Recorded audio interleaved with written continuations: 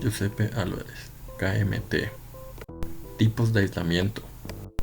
El aislamiento consiste en la separación de las personas que se encuentran infectadas de los huéspedes que podrían ser susceptibles a que se dé un contagio. Durante todo este periodo de transmisibilidad que puede dar la enfermedad, deben estar en lugares y en condiciones tales que se evite o se limite de la mejor manera la transmisión de un agente infeccioso. Como podemos ver, existen 3 principios fundamentales sobre los cuales se trata todo lo que tiene que ver con aislamiento. Primero tenemos que saber con qué objetivo nosotros le aislamos al paciente. O sea, ¿qué esperamos lograr con aislarle a este paciente? ¿Va a dar resultados? Eso es lo más importante. Debemos, sobre todo, algo que es muy importante es conocer el mecanismo de transmisión del agente infeccioso. Como por ejemplo, lo tratado en clase que decíamos que si el agente infeccioso del dengue es un mosquito, lo que se debe hacer es a los pacientes cubrirles con un toldo para evitar la picadura de este agente infeccioso. El fin de toda esta prevención y aislamiento es evitar que se contagien entre un paciente y otro, o entre un paciente y el personal de salud, o del personal de salud hacia los pacientes. La primera que vamos a hablar es la transmisión por contacto, la cual nos dice que es la más frecuente en infecciones hospitalarias y se divide en 2. Primero, la transmisión por el contacto directo. Aquí nos dice que involucra el contacto de una superficie corporal con otra. Nos dice que permitiendo la transferencia física de los microorganismos entre el huésped susceptible y la persona que ya se encuentra infectada. Esto puede ocurrir en las actividades diarias de los pacientes, como por ejemplo el baño diario, el traslado de los pacientes. Hasta puede darse entre 2 pacientes que se encuentran en el mismo cuarto. El segundo grupo que vamos a hablar es de la transmisión por el contacto indirecto. Esto nos dice que involucra el contacto de un huésped susceptible con un intermediario que ya ha estado contaminado, o por ejemplo material quirúrgico, puede ser algún otro tipo de material que se necesite para el cuidado de los pacientes. También puede ser en el caso de algunos juguetes o ciertos materiales personales que se han compartido y se da esta infección. Con respecto a las precauciones de estándar, se debe tomar en cuenta la ubicación del paciente, que aquí no se requiere exactamente una habitación individual, solo que en caso de infecciones por Staphylococcus aureus resistente a meticilina, Streptococcus del grupo A y a las bacterias multiresistentes. Ahí se debe colocar al paciente junto a otro que tiene una infección con el mismo microorganismo.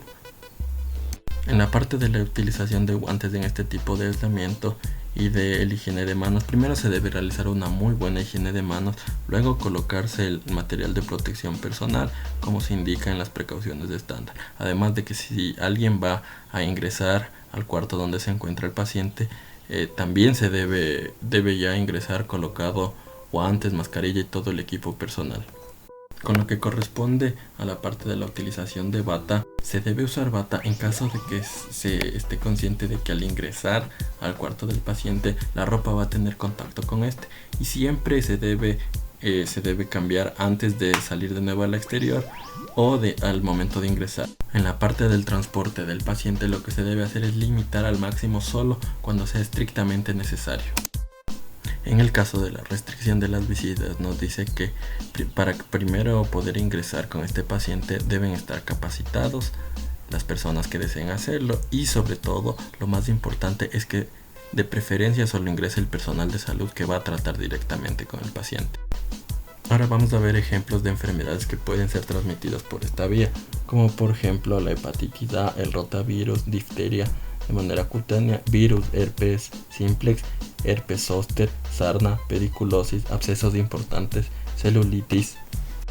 Ahora lo que vamos a ver es la transmisión por gotas, que esto ocurre cuando las partículas menores a 5 micras que son generadas por la persona que se encuentra infectada se propagan a una distancia muy corta y son depositadas en las conjuntivas, puede ser la mucosa nasal o la boca del huésped. Esto también aplica, como hablamos en clase, para el coronavirus. En la parte de la ubicación al paciente debe estar en una individual, pero no se requiere un manejo especial del aire ni de la ventilación. En lo que tiene que ver con la higiene de las manos, debe ser realizado como en cualquier otro tipo de aislamiento. En el caso de la mascarilla, esta se debe usar cuando se trabaje a menos de 1 metro. Además, si el paciente sale de la habitación, debe portar esta mascarilla.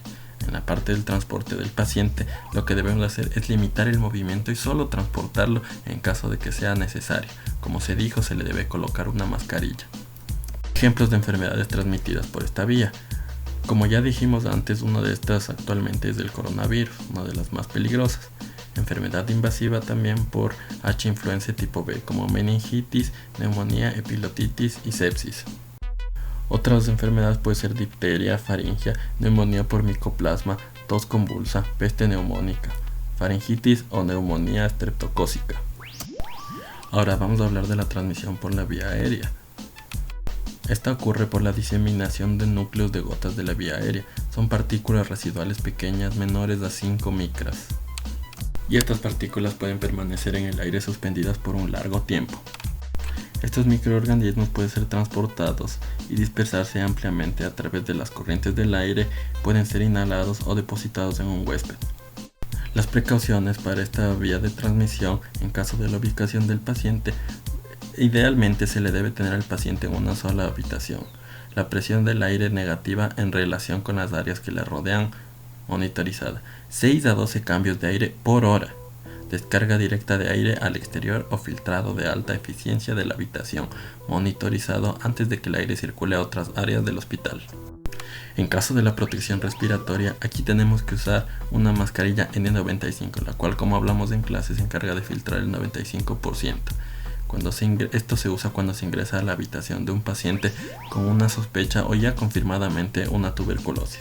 Las personas que son susceptibles no deberán entrar a la habitación de los pacientes que tengan sarampión, varicela conocida o sospechada, si se tienen enfermedades o tratamientos que han debilitado la salud. El higiene de las manos debe ser como en las demás vías de transmisión, con todas las normas específicas y estándares de calidad.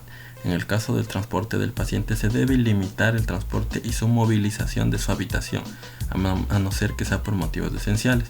Si es necesario que se le movilice, se debe minimizar la dispersión de las gotas, colocándole la protección respiratoria, como ya comentamos, de la mascarilla N95. Restringir el horario de visitas sin exposiciones previas. Niñas y también embarazadas es imposible que ingresen. También se debe implementar las mismas medidas de protección que el personal de salud.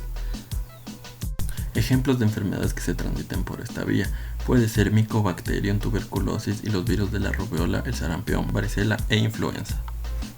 Enfermedades como el coronavirus.